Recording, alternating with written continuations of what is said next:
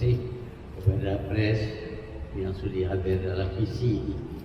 Visi ini diadakan khusus berkenaan dengan pilihan raya negeri di Melaka. Awal-awal lagi saya nyatakan bahawa pejuang tidak akan mengambil bahagian dalam pilihan raya ini. Sebabnya ialah kerana kita beranggap ini adalah mainan politik. Orang ini tidak serius dalam politik. Kita masuk dalam politik untuk berkhidmat untuk negara, untuk memajukan negara dan memberi kehidupan yang lebih selesa kepada rakyat. Tetapi mereka ini cuma masuk politik untuk nak dapat jawatan. Dan kalau mereka dapati ada peluang untuk rebut jawatan, mereka mengambil tindakan supaya dijatuhkan kerajaan melalui tangkap balik sokongan. Dan bila jatuh kerajaan, mereka harap mereka lah akan jadi kerajaan. Dan inilah yang berlaku di Melaka. Mereka yang merancang ini, mereka dari sokongan daripada kerajaan dengan harapan mereka akan mengganti kerajaan, kerana sekarang ini mereka anggap mereka lah parti yang besar yang mempunyai majoriti yang cukup untuk diri kerajaan. Tetapi pihak yang lain pula, pihak musuh mereka daripada parti yang sama, berusaha supaya Dewan Undangan Negeri dibubar. Dan dengan itu kita terpaksa ada pilihan raya, dan kita sedar bahawa ini bukan masa yang terbaik untuk pilihan raya. Kita sedar berkenaan dengan pandemik COVID-19, dan kita tahu dalam pengalaman kita apabila diadakan pilihan raya di Sabah, selepas itu bilangan kes-kes meningkat sampai akhirnya sampai 25,000. Sekarang ini baru dia turun sikit. Tetapi kalau kita ada pilihan raya ini, kita khawatir akan ada lagi sekali satu pandemik yang besar berpunca daripada pilihan raya di Melaka. Jadi pilihan raya ini tidak patut diadakan sama sekali, dan kejatuhan kerajaan Melaka pun tidak patut diusahakan. Ini seolah-olah mereka anggap Dewan Rakyat itu, Dewan Undangan itu adalah hak mereka untuk membuat apa saja yang mereka suka. Sebaliknya kita adakan Dewan Undangan Negeri untuk menangani masalah-masalah dalam negeri. Kalau ada masalah, ada cara perbahasan dalam Dewan, ada cara untuk undi dalam Dewan dengan tidak menjatuhkan kerajaan. Tetapi di sini kita dapati bahawa mereka anggap hak untuk tarik diri adalah hak mereka, dan mereka boleh bila-bila masa tarik diri dan jatuhkan kerajaan.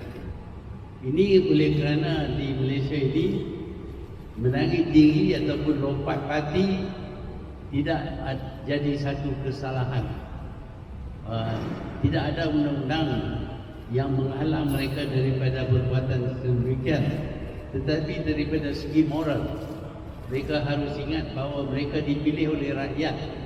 Sebab itu mereka patut akur kepada segala janji mereka kepada rakyat.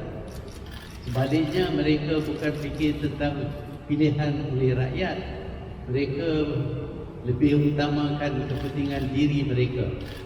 Ini berlaku apabila parti PH yang berdiri kerajaan dijatuhkan dengan cara yang sama. Kemudian daripada itu, parti yang ditubuh selepas jatuh PH pula dijatuhkan pula sekali lagi. Dan sekarang ini terdapat satu lagi parti yang sama dengan parti yang lama daripada segi anggotanya, tetapi cuma ada tukaran Perdana Menteri saja. Ini bermakna bahawa dengan orang yang sama yang menjadi kerajaan tidak ada perubahan. Sedangkan apabila kita ada pilihan kerajaan yang baru, rakyat Arab akan lihat perubahan. Tapi ini tidak ada perubahan. Bahkan kita dapati kerajaan yang baru ini lebih buruk lagi daripada yang lama dan diusahakan oleh orang yang sama. Ini seolah-olah mereka main politik, bukan serius berkenaan dengan politik. Negara kita akan hancur kalau ada orang yang semacam ini yang dengan mudahnya menjatuhkan kerajaan, mendiri kerajaan, menjatuhkan kerajaan, mendiri kerajaan, seolah-olah ini adalah satu permainan mereka. Sebab itu pihak pejuang tidak ingin terlibat dengan gejala seperti ini. Kita tidak akan ambil bahagian dan kita percaya bahawa walau siapa juga yang dipilih untuk mendiri kerajaan, keadaannya sama, tak akan ada perubahan. Kerana mereka ini yang akan bertanding bukan memikir tentang apa yang mereka boleh buat untuk memajukan negeri Melaka, tapi sebaliknya untuk mereka dapat jawatan, dapat gaji yang baik. Kita dalam pejuang tidak ingin terlibat dengan kegiatan seperti ini kerana sekarang ini kita lihat politik di Malaysia ini sudah menjadi cukup kucak-karir, kaca. Macam-macam undang-undang dibuat. Ada undang-undang yang tidak dipedulikan. Ada orang yang salah tak kena hukum, orang yang tak salah kena hukum, kena masuk tahanan dan disoal dan sebagainya. Masalah yang kita hadapi sekarang ialah pemerintahan di Malaysia ini, baik di peringkat pusat, baik di peringkat negeri, sudah tidak lagi tumpu kepada kesejahteraan negara. Sebaliknya cuma ingin menaikkan orang tertentu, menurunkan orang tertentu tanpa sebab. Sebab itu kita dapati bahawa tak ada gunanya ada pilihan raya kecil ini, PRN ini, kerana kalaupun ada kerajaan baru, rakyat tak akan dapat apa-apa nikmat daripadanya. Itulah sebabnya yang pejuang tidak akan bertanding dalam pilihan raya ini. Okey, terima kasih. Sebelum kita buka bersara kepada penambahan yang lain, saya perkenalkan Adam.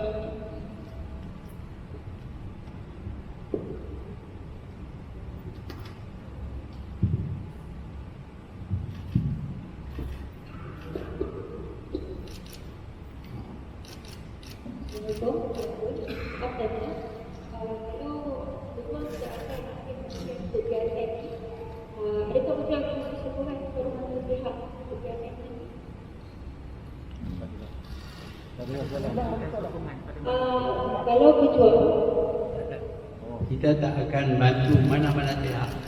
Kita kecuali sama sekali ahli-ahli pejuang tidak akan pergi ke Melaka dalam pilihan raya, tidak akan berucap di dalam pilihan raya.